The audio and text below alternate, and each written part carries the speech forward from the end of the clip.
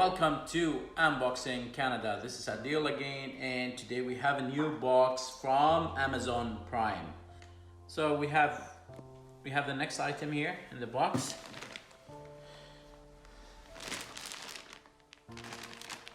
I think this would be the background that we purchased in order to make our background beautiful in the basement instead of, like wood or whatever.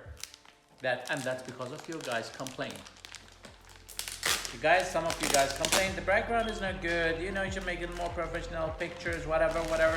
So I had to go and buy this for $100 or something, I don't know, it's $100 something. So this is how the background is.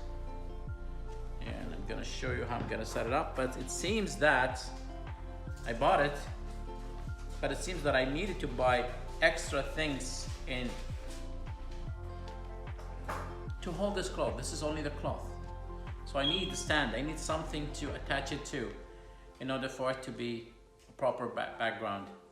So basically what I'll do is I'll just go back to Amazon and see the parts that I need to purchase for this and then set it up for you guys. Don't forget to share, subscribe, like, so we can always do unboxing. And for the setup of any of these items, how to set it up and everything, we have our other channel, Learn With Us How To.